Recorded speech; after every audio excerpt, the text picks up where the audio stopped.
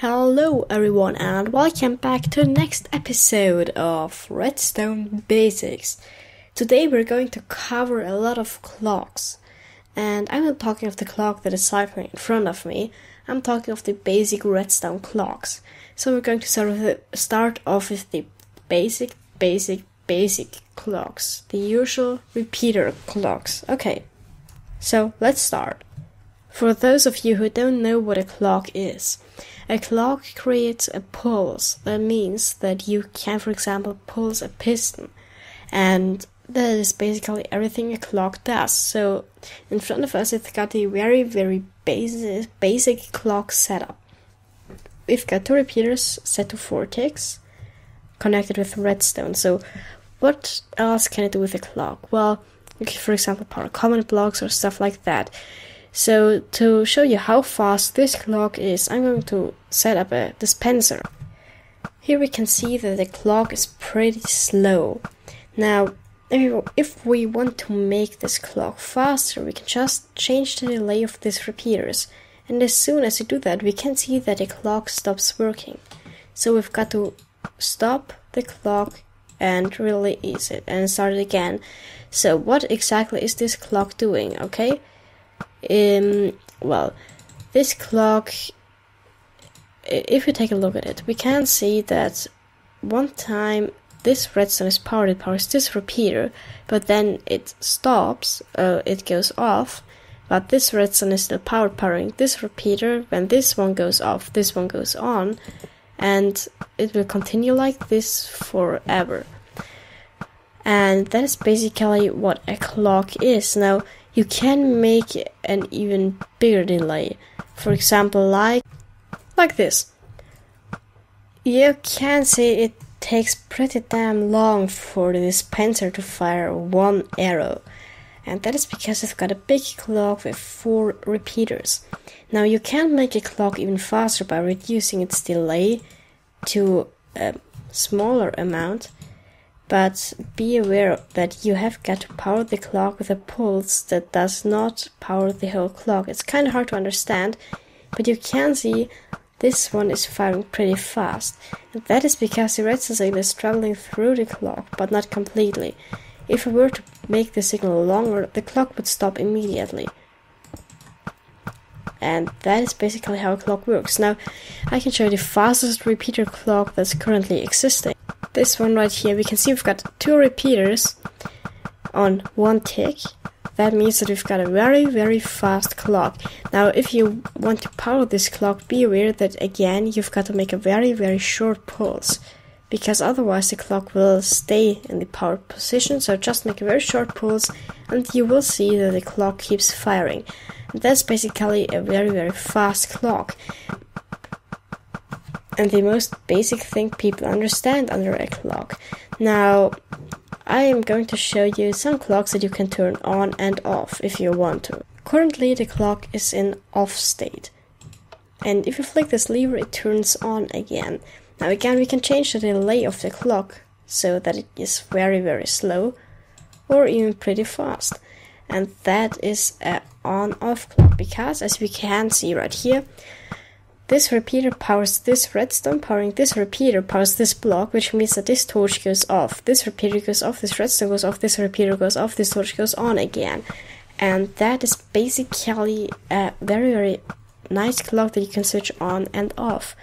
Now, don't make a mistake and think that that is a rapid clock or a torch burnout clock, which basically are the same.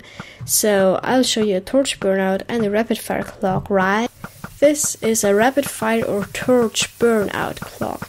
Now you can see that you've got torches burning out, and what exactly is a torch burning out? So let me just show you. So we've got this setup right here, and when a torch is being powered and unpowered, a lot of times it does burn out, which means that it stops working. Now, if we do this setup for more torches than only 1, for example like 4, we get a pretty fast clock that is working like a champ. So this is basically a torch burnout clock, and you can see it's pretty fast again. Now, I'm going to show you a few more clocks right now. Now, here we have a piston clock. piston clock is very simple.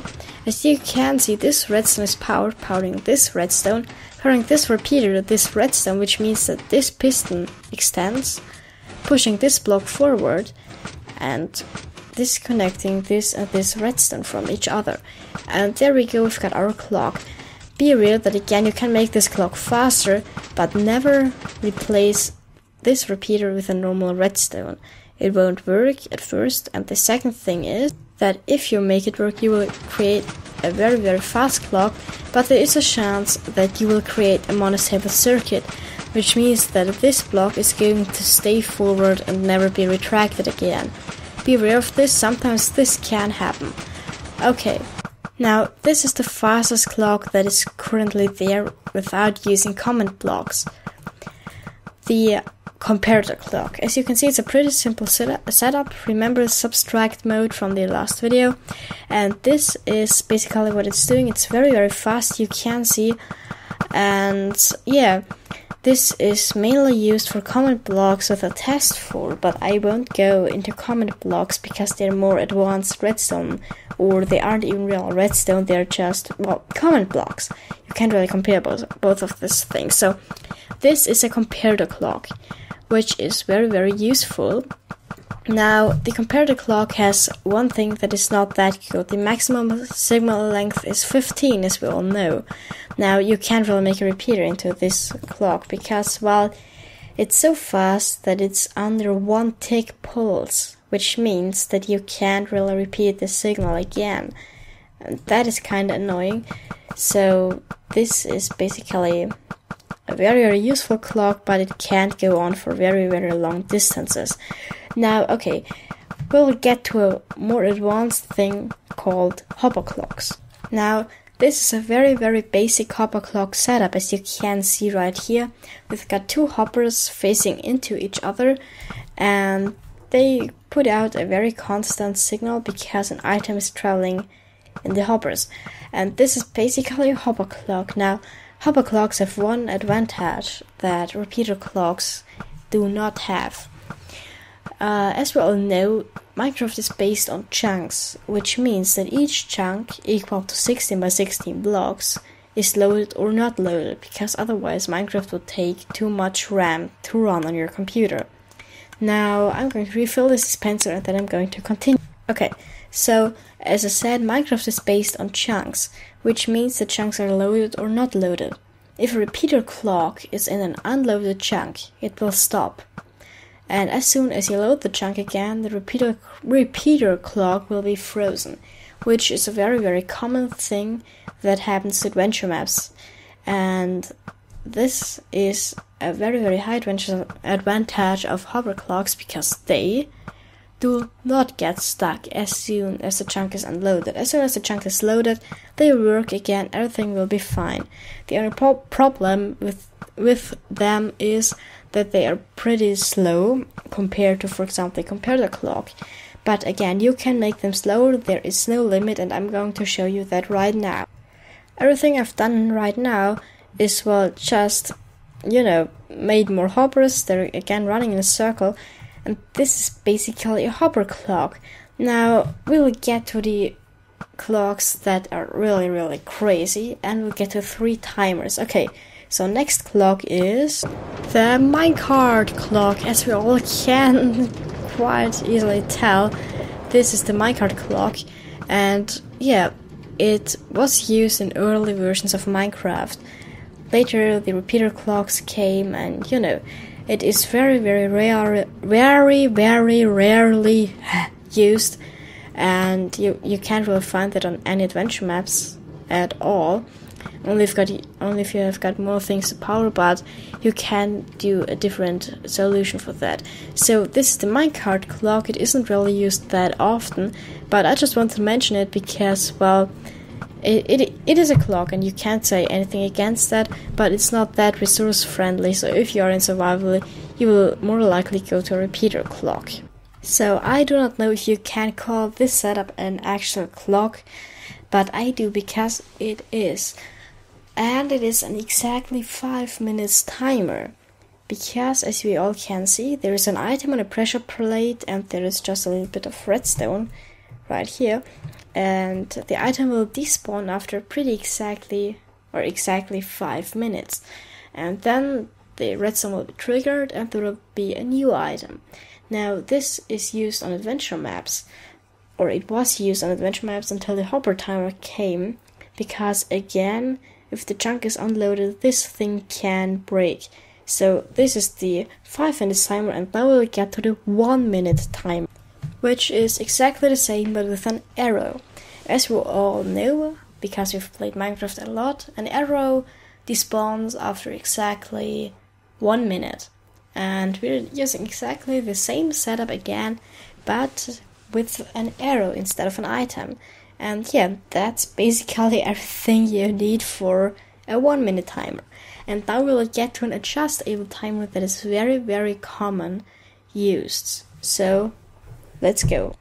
So this is a Hubba timer. And the Hubba timer is useful because you can actually time how many or how often it will switch in 1 minute or in 1 second by using items in a Hubba. Because as you can see, there are exactly 16 items in this Hubba, and they switch between these Hubbas. If we were to increase the number of items and the amount of items in there, we would see that it will take longer for the Hubba timer to switch. And that is basically everything you need right here for a Hubba timer. As you can see, 16 and it switches. Now, the problem we've got here is that this is very commonly used, but if you were to count pretty exactly and make things, you would more likely use a scoreboard timer. But I won't go any deeper into scoreboard and command blocks because this is just redstone basics. Now, this is a Hubba timer. Copy this, take your screenshots right now, and yeah. I hope that you enjoyed this video.